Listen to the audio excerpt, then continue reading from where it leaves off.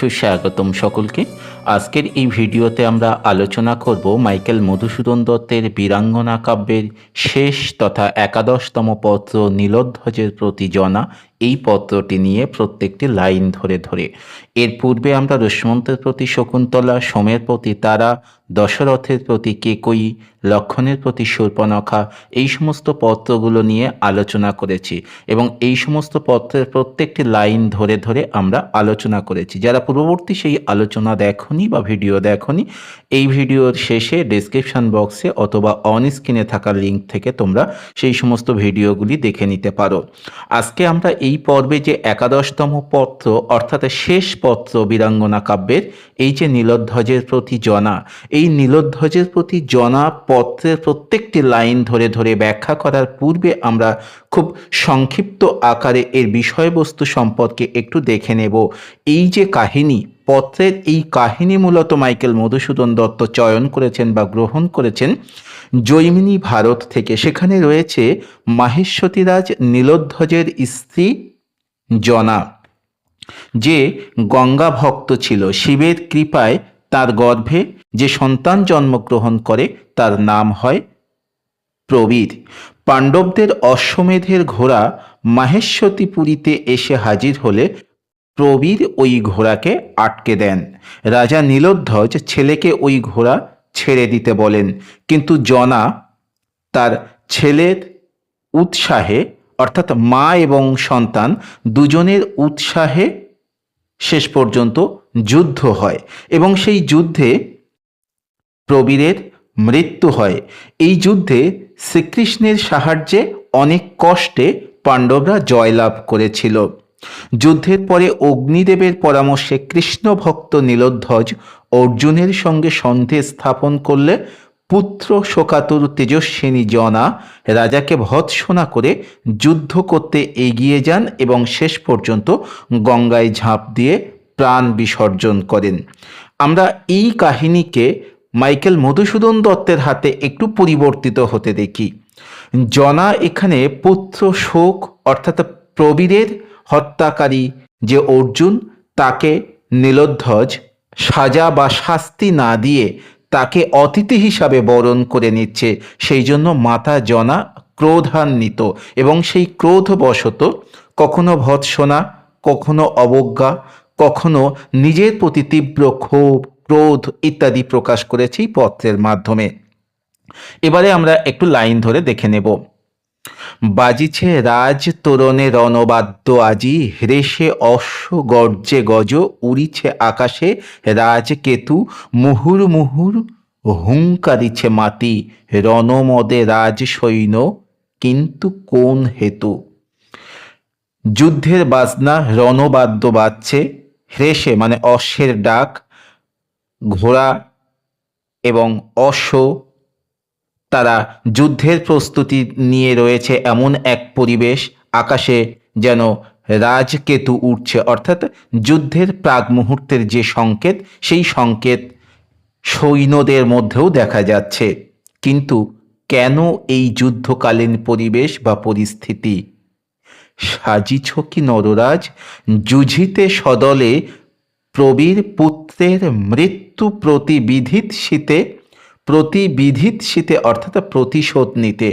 এই যে সজ্জা, অর্থাৎ রাজ অর্থাৎ নীলোধ্বজকে বলছেন, তুমি কি যুদ্ধের সাজে সজ্জিত হচ্ছ পুত্র প্রবীরের হত্যার প্রতিশোধ নিতে? নিবাইতে এ শোকাগ্নি ফাল্গুনীর লোহে মানে রক্তে, যে শোকের অগ্নি হৃদয়ে জ্বলছে তা কি অর্জুনের রক্ত নিয়ে তুমি নিভিয়ে ফেলতে চাইছ? এই তো সাজে তোমারে। তুমি যদি এই ভাবনা বা এই জন্যই এমন সেজে ওঠো, তাহলে তা তো অবশ্যই উচিত, কারণ এটাই তো তোমার হওয়া উচিত, এটাই স্বাভাবিক। তুমি ক্ষত্রমণি, ক্ষত্রিয়, ক্ষত্রিয়দের কাজ হলো যুদ্ধ করা। মহাবাহু যাও বেগে গজরাজ যথা, যম দণ্ড সম শুণ্ড আস্ফালে নিনাদে। তুমি দ্রুত যাও, টুটো কিরীটির গর্ব আজি রণস্থলে, কিরীটি মানে অর্জুন, কেটে দাও তার মুন্ড, কাটো, এরপরে সেটি রয়েছে তার যে গর্ব, অর্জুনের যে গর্ব, অর্জুনের সেই গর্বকে তুমি খর্ব করো। খণ্ড মুন্ড তার আনশূল দণ্ড সেরে, অর্থাৎ ছিলাই করে, ধনুকের ছিলাই করে তুমি তার মণ্ডিত খণ্ড মুখ মস্তক নিয়ে এসো। অন্যায় সমরে মূঢ় নাশিল বালকে, অন্যায় যুদ্ধে বালককে মেরে ফেলল, এই বালক বলতে প্রবীরের কথা বলা হচ্ছে। নাশো মাহেশ্বাস তারে, ভুলিব এ জ্বালা, তুমি তাকে হত্যা করো, তুমি তাকে হত্যা করে নিয়ে এসো, তবেই আমি এই যন্ত্রণা ভুলতে পারবো, ভুলে যাব এ বিষম জ্বালা দেব ভুলিব সত্তরে। জন্মে মৃত্যু বিধাতার এ বিধি জগতে, জন্ম হলেও মৃত্যু হবে, জন্ম মৃত্যু চিরন্তন ব্যাপার, তবুও এই যে মৃত্যু, এই মৃত্যুকে আমি ভুলতে পারছি না। এই অসময়ে মৃত্যু, তুমি তাই যে এই অসময়ে আমার পুত্রকে আমার কোল থেকে নিয়ে গেল, তাকে তুমি হত্যা করে আমার সামনে নিয়ে এসো। ক্ষত্রকুল রত্নপুত্র প্রবীর সুমতি, ক্ষত্রিয় কুলের রত্ন সম ছিল এই প্রবীর, সম্মুখ সমরে সামনাসামনি যুদ্ধে পড়ে গিয়ে সে আজ স্বর্গধামে চলে গেছে। কি কাজ বিলাপে প্রভু, কিন্তু এই সব কথা বলে বিলাপ করে কি লাভ বলো? পাল মহিপাল, ক্ষত্র ধর্ম ক্ষত্র কর্ম সাদ ভুজ বলে, ক্ষত্রিয় ধর্ম ক্ষত্রিয় কর্মে এগুলো তো করতেই হবে।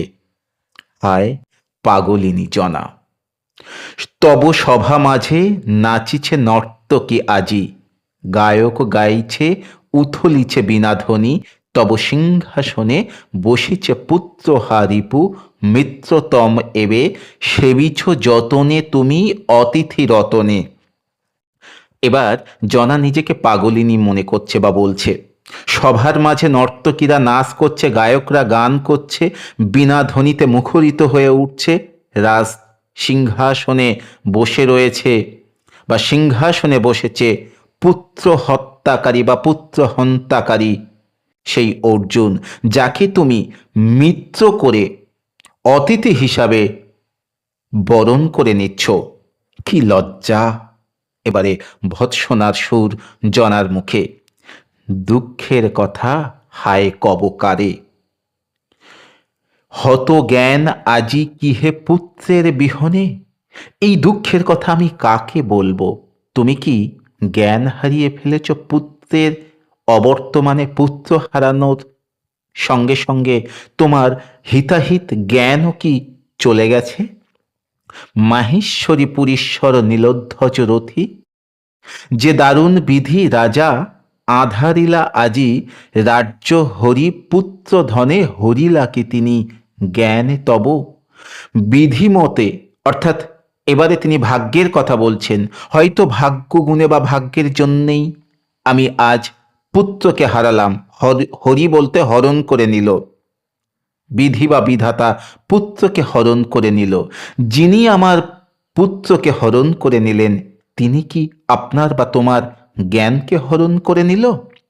যদি তা না হয়, কহ মোরে কেন এ পাষণ্ড পাণ্ডু রথী, পার্থ তবপুরে অতিথি। যদি তাই না হবে, তাহলে তুমি আমাকে বলো, কেন এই পাষণ্ড পার্থ বলতে অর্জুন অতিথি রূপে এই রাজসভাতে? কারণ সেই তো আমার পুত্রের হত্যাকারী। কেমনে তুমি হায় মিত্রভাবে পরশ সে করো, কিভাবে বা কেমন করে তুমি তাকে বন্ধু মনে করে তাকে সিংহাসনে বসাচ্ছ, তাকে অতিথি হিসাবে বরণ করছো? যাহা প্রবীরের লোহে, লোহে বলতে রক্তে লোহিত, ক্ষত্রিয় ধর্ম এই কি নিমনি, যে প্রবীরের রক্ত নিয়েছে, তার মৃত্যু ঘটিয়েছে, তাকে তুমি অতিথি হিসাবে রাজধানীতে এনেছো, অতিথি হিসাবে বরণ করছো? এটা কি ক্ষত্রিয়ের ধর্ম? কোথা ধনু, কোথা তিন, কোথা চর্ম অসি। তোমার হাতে কোথায় ধনুর্বাণ, কোথায় অস্ত্র থাকার কথা, তা নেই। না ভেদি রিপুর বক্ষ তীক্ষ্ণ সমস্বরে।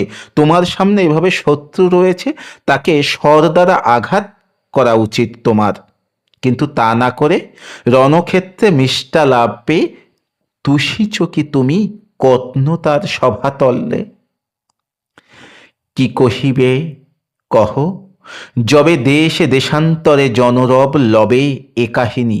দেশে দেশান্তরে যখন এই ঘটনা বা এই কাহিনী শুনবে যে পিতা নিজের সন্তান হত্যাকারীর প্রতিশোধ না দিয়ে নিজের সন্তানকে যে হত্যা করেছে তাকে মিত্রভাবে অতিথি হিসাবে বরণ করছে, একথা যখন দেশে দেশান্তরে রটে যাবে, ক্ষত্রিয় হিসাবে তোমার মান কি সেদিন থাকবে?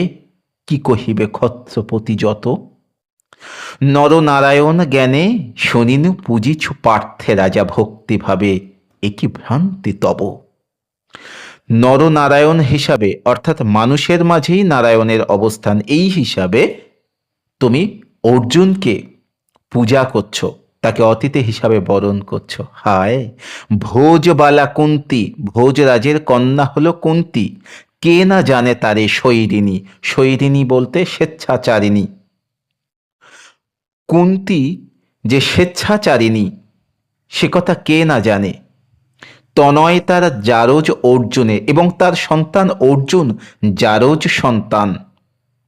কি গুণে তুমি পূজো রাজরথী নরনারায়ণ জ্ঞানে, যার মাতা কুন্তি শৈরিনী, তার সন্তান অর্জুন জারজ সন্তান, আর সেই জারজ সন্তানকে তুমি নররূপে নারায়ণ জ্ঞানে পূজা করছো। রে দারুণ বিধি, এ কি লীলা খেলা তোর, বুঝিব কেমনে। হায় রে বিধাতা, এ তোর কেমন লীলা। একমাত্র পুত্র দিয়া নিলি পুনতারে অকালে, আমাকে একমাত্র সন্তান প্রবীর কি দিয়েছিলি, তাকে অকালে তুই নিয়ে নিলি। বিধাতার উদ্দেশ্যে এই উক্তি জনার। আছিল মান, তাও কি নাশিলি। পুত্রকে হারিয়েছিলাম, কিন্তু এখন যে আমি মানকে হারাচ্ছি, সম্মানকে হারাচ্ছি, যে সম্মান আমার ছিল সেই সম্মানকেও শেষ পর্যন্ত নিয়ে নিচ্ছ। সম্মানকে নিয়ে নিচ্ছ কেন? অর্জুনকে অতিথি রূপে মিত্র রূপে বরণ করছে সেই জন্য। নরনারায়ণ পার্থ, কুলাটা যে নারী বেশ্যা গর্ভে তার কিহে জন্মিলা আসে। ঋষিকেশ, ঋষিকেশ শব্দের অর্থ হচ্ছে কৃষ্ণ। কৃষ্ণের কথা এখানে বলা হচ্ছে, কৃষ্ণের জন্ম বৃত্তান্তের কথা বলা হচ্ছে। এর পূর্বে অর্জুনের জন্ম বৃত্তান্ত বলা হলো, এবং এবারে কৃষ্ণের জন্ম বৃত্তান্ত বলে একথাই প্রমাণ করা হবে যে তারা আসলে কেউ যোগ্য নয়, তাদের জন্ম বৃত্তান্ত ভালো নয়। কোন শাস্ত্রে কোন বেদে লেখে কি পুরাণে এ কাহিনী। দ্বৈপায়ন ঋষি পাণ্ডব কীর্তন গান গায়েন সতত। ঋষি দ্বৈপায়ন পাণ্ডবদের গুণকীর্তন করেন। সত্যবতী সুত ব্যাস বিখ্যাত জগতে, ধীবর জননী। সত্যবতীর পুত্র ব্যাস এই বিখ্যাত জগৎ সংসারে, কিন্তু তার জননী ধীবর আর পিতা ব্রাহ্মণ। করিলা কাম কেলি লয়ে কোলে, ভাতৃবধূদয়ে ধর্মমতে। ভাইয়ের বউকে কোলে নিয়ে কাম কেলি করল। কি দেখিয়া বুঝাও দাসীরে, গ্রাহ্য করো তার কথা। তুমি কি হেতু তার কথাকে গ্রহণ করো। মানে কৃষ্ণ বলেছিলেন, বা কৃষ্ণের মধ্যস্থতায় অর্জুনকে যে অতিথি হিসাবে বরণ করছে রাজা, সেই জন্য এত প্রসঙ্গ এখানে আসছে। তবে যদি অবতীর্ণ ভবে পার্থরূপে পীতাম্বর, কোথা পদ্মালয়া ইন্দিরা। যদি সে পার্থরূপে আসে তাহলে তার স্ত্রী ইন্দিরা কোথায়? দ্রৌপদীকে, অর্থাৎ পঞ্চপাণ্ডবের স্ত্রী তো দ্রৌপদী। আহ মরি কি সতী, শাশুড়ির যোগ্য বধূ। শাশুড়ি কুন্তি, আর এদিকে দ্রৌপদী যার স্বামী 5টি, তাই ভৎসনা করছে। পৌরব সরসে নলিনী, অলির সখী রবির অধিনী, সমীরণ প্রিয়া, ধিক হাসি আসে মুখে। এই সব কথা, এই নগ্ন ইতিহাস বা নগ্ন কথা যখন ভাবি আর তাকেই তুমি অতিথি হিসাবে বরণ করছো, তার কথা শুনছো, এ কথা ভাবলে যেন হাসি পায়। ভাবি দেখো পাঞ্চালীর কথা, লোকমাতা রমা কিহে এ ভ্রষ্টা রমণী। পাঞ্চালী বলতে দ্রৌপদীর কথা বলা হচ্ছে, সেও তো ভ্রষ্টা নারী। জানি আমি কহে লোক রথিকুল পতি পার্থ, আমি এ কথাও জানি রথিকুলের মধ্যে শ্রেষ্ঠ হচ্ছে পার্থ অর্থাৎ অর্জুন। মিথ্যা কথা নাথ, কিন্তু এ কথা মিথ্যা। বিবেচনা করো, সূক্ষ্ম বিবেচক তুমি বিখ্যাত জগতে, তুমি জগতে বিবেচক রাজা হিসাবে বিখ্যাত। তুমি একটু সচেতনভাবে বিচার করো এই কথার, তাহলে বুঝতে পারবে। ছদ্মবেশে লক্ষ রাজে ছলিল দুর্মতি স্বয়ম্বরে, স্বয়ম্বর সভায় ছদ্মবেশ ধারণ করে সে প্রবেশ করেছিল। এই ছদ্মবেশ ধারণ করা তার উচিত হয়নি। ব্রাহ্মণদের মধ্যে সে ছদ্মবেশ ধারণ করে নিজে ব্রাহ্মণ পরিচয় দিয়ে প্রবেশ করেছে।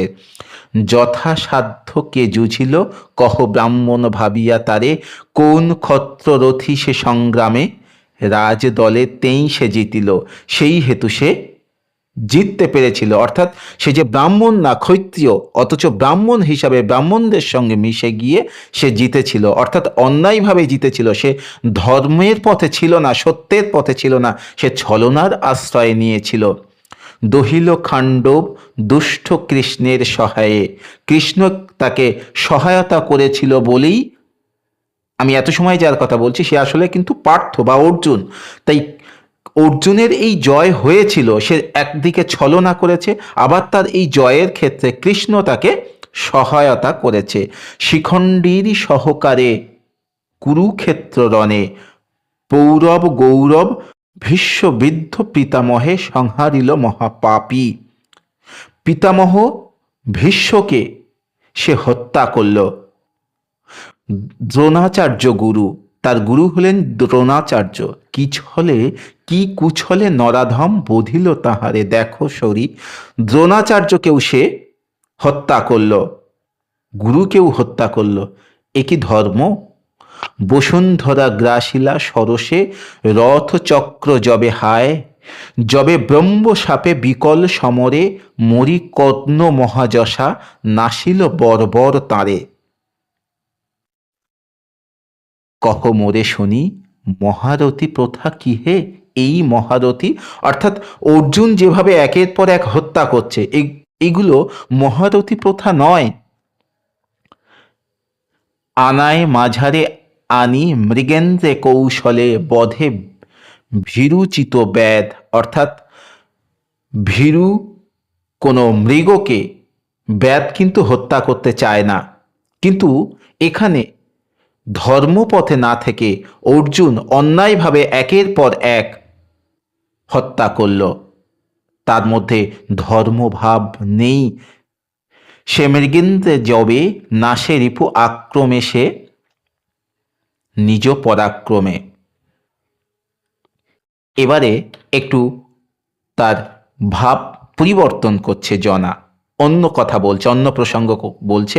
অতীতকে বা ইতিহাসকে স্মরণ করিয়ে দেওয়ার পর সেখান থেকে তিনি সরে আসছেন, এসে বলছেন, কি না তুমি জানো রাজা, আমি যা বললাম এ সবই তুমি জানো। কি কব তোমারে, জানিয়া শুনিয়া তবে কি ছলনে ভুলে আত্মশ্লাঘা মহারথী, আত্ম অহংকার। তুমি সবই জানো, শেষে কি সব কিছু জেনে ছলনা করছো, আত্ম অহংকার করছো হে মহারথী।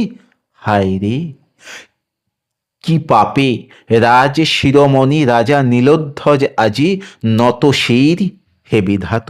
এবার বিধাতার উদ্দেশ্যে বলছে, হায় রে বিধাতা, আজ রাজ নীলোধ্বজ, রাজা নীলোধ্বজ শেষ পর্যন্ত নতশির হলো পার্থের সমীপে, অর্জুনের মতো নীচ মানুষের কাছে। কোথা বীর দর্প তব, মান দর্প কোথায়, বীর হিসাবে তোমার সুনাম ছিল, অথচ আজকে তোমার সেই বীর দর্প নেই, তোমার যে মান সেই মানও নেই। চণ্ডালের পদধূলি ব্রাহ্মণের ভালে, ভালে বলতে কপালে। শেষ পর্যন্ত চণ্ডালের পদধূলি ব্রাহ্মণের কপালে, বা চণ্ডালের সেবা করছে একজন ব্রাহ্মণ? কুরঙ্গীর অশ্রু বারে নিবায়ে কি কভু দাবানলে? দাবানল দ্বারা কি হস্তির হরিণের চোখের জল মোছানো যায়? এ তো তুমি তাই করছো। কোকিলের কাকলি লহরী উচ্চনাধি প্রভঞ্জনে নীরবয়ে কবে? কোকিলের কাকলি কখনো নীরবে হয় না। ভীরুতার সাধনা কি মানে বলো বাহু? বল বাহু থাকতেও, তোমার বল থাকতেও শেষ পর্যন্ত এমন ভীরুতা কি উচিত? এমন ভয় পাওয়া কি উচিত? কিন্তু বৃথা এ গঞ্জনা। তোমাকে যে আমি এই গঞ্জনা দিচ্ছি, তোমাকে যে আমি এই কথা বলছি, এ কথা মিথ্যা বা বৃথা বলা উচিত নয়। কারণ গুরুজন তুমি, পরিব বিষম পাপে গুঞ্জিলে তোমারে। কারণ তুমি গুরুজন, তোমাকে যদি আমি গঞ্জনা করি, তোমাকে যদি আমি ভৎসনা করি, তাহলে আমার পাপ হবে। কুল নারী আমি, নাথ, বিধির বিধানে পরাধীনা। আমি কুল নারী, আমি বিধির বিধান অনুসারে যেহেতু রমণী, যেহেতু নারী, তাই পরাধীনা, অবলা। নাহি শক্তি মিটাই সবলে এ পোড়া মনের বাঞ্ছা। আমার শক্তি নেই, আমার মনের যে বাঞ্ছা, আমার মনের যে বাসনা, তা আমি পূরণ করি। তুরন্ত ফাল্গুনী একৌন্তেও যোধে ধাতা, সৃজিলা নাসিতে বিশ্ব সুখ। নিঃসন্তানা করিল আমারে, আমাকে যে নিঃসন্তান করল, তাকে যে আমি হত্যা করব, তার সঙ্গে যে আমি যুদ্ধ করব, সে উপায় আমার নেই। কারণ তুমি পতি ভাগ্যদোষে বাম মম প্রতি তুমি। কারণ আমার পুত্র হারানোর পরে একমাত্র অবলম্বন ছিল তুমি। যেহেতু আমি নারী, আমার পক্ষে সম্ভব নাই, তাই তুমি যদি যুদ্ধ করতে, আমি তোমার পাশে থাকতাম, তোমাকে সহযোগিতা করতাম, এবং পুত্র হত্যার প্রতিশোধ নিয়ে আমি আমার মনের জ্বালা মেটাতাম। কোন সাধে প্রাণ ধরি ধরাধামে, কিন্তু তা তো হলো না। তাহলে এখন কেন এই ধরাধামে আমি থাকবো? হায় রে, এই জনাকীর্ণ ভবস্থল আজি বিজন জনার পক্ষে, এই জনবহুল জায়গা জনার পক্ষে থাকা সম্ভব নয়। গভীর জঙ্গল চাই, এই জনাকীর্ণ জায়গা তার পক্ষে আর সহ্য করা সম্ভব হচ্ছে না। এ পোড়া ললাটে লিখিলা বিধাতা যাহা, ফলিলতা কালে। বিধাতা আমার কপালে যা লিখেছিল তাই হয়েছে।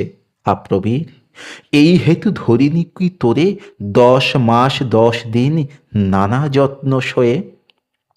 এবারে তিনি আক্ষেপ করে বলছেন, হায় রে প্রবীর, তোকে কি আমি 10 মাস 10 দিন ধরে গর্ভে ধারণ করেছিলাম এই দৃশ্য দেখার জন্য? কোন জন্মে কোন পাপে পাপী তোর কাছে অভাগিনী? আমি কোন পাপে পাপী হলাম, তাই দিলি বাছা এ তাপ? আমি পাপ করেছিলাম বলে আজকে তুই আমার কোল থেকে চলে গেলি, আমাকে একা করে দিয়ে গেলি। সন্তানহারা জননীর যে আক্ষেপ, সেই আক্ষেপ এখানে প্রকাশ পাচ্ছে। আশার লতা তাইরে ছিঁড়িলি, হাপুত্র শোধিলি কেড়ে। তুই এই রূপে মাতৃধার, তুই মায়ের ঋণ কি এভাবে শোধ করে দিয়ে গেলি? অর্থাৎ মা কিন্তু প্রবীরকে সেই ঘোড়া বাঁধার কথা বলেছিল, সেই জন্যই মা এই পূর্বের কথাও কিছুটা হলেও এখানে স্মরণ করছে। এই কিরে ছিল তোর মনে? তোর মনে কি শেষ পর্যন্ত এই ছিল? কেন বৃথা পোড়া আঁখি বরশিস আজি বাড়ি ধারা? এবার নিজের চোখ থেকে যে অশ্রু নির্গত হচ্ছে, তার উদ্দেশ্যে বলছে, কেন রে নির্গত হচ্ছিস পোড়া আঁখি থেকে? এই জল নির্গত হওয়ার প্রসঙ্গ এখানে বলা হচ্ছে। রে অবোধ, কে মুছিবে তোরে? তোকে কে মুছে দেবে? সন্তান থাকলে না হয় মাতৃ চোখের জল মোছানোর কেউ থাকতো। সন্তান নেই, স্বামীও প্রতিশোধ নিচ্ছে না, অর্থাৎ স্বামীও অন্য পথ নিচ্ছে, তাই তার তো চোখ মোছানোর কেউ নেই। কে জুড়াবে আজি বাক্য সুধা রসে তোরে? বাক্যের সুধা রস দ্বারা চোখের জলকে কে নিবৃত্ত করবে? চোখের জলকে মোছাবে? পাণ্ডবের স্বরে খণ্ড শিরোমণি তোর বিবরে, লুকায়ে কাঁদি খেদে মর ওরে মণিহারা ফণি।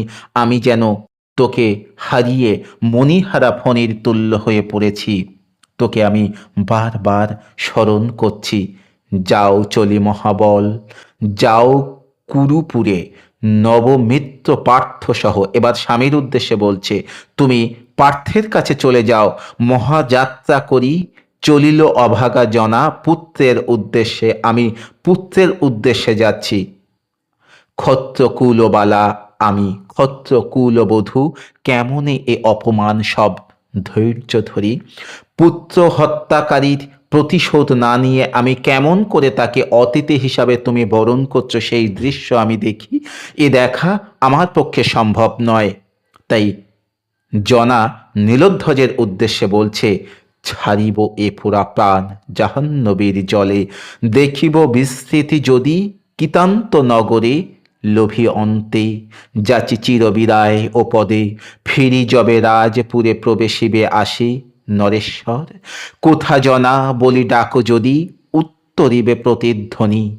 কোথা জনা বলি, তুমি পার্থের কাছে চলে যাও, সেখান থেকে এসে কোনো সময় যদি তুমি জনার কথা মনে করো, রাজ অন্তঃপুরে ফিরে এসে যদি তুমি জনাকে ডাকো কোথা জনা বলে, তখন দেখবে সেই নিঃসঙ্গ রাজপুরে, অর্থাৎ জনাহীন সেই রাজপুরে জনাকে তুমি পাবে না।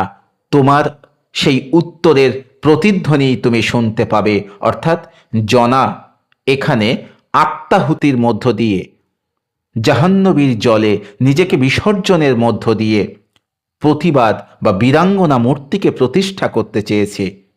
এই ছিল নীলোধ্বজের প্রতি জনা পত্রিকার আলোচনা। আজকের আলোচনা এখানেই সমাপ্ত করলাম। ধন্যবাদ সকলকে।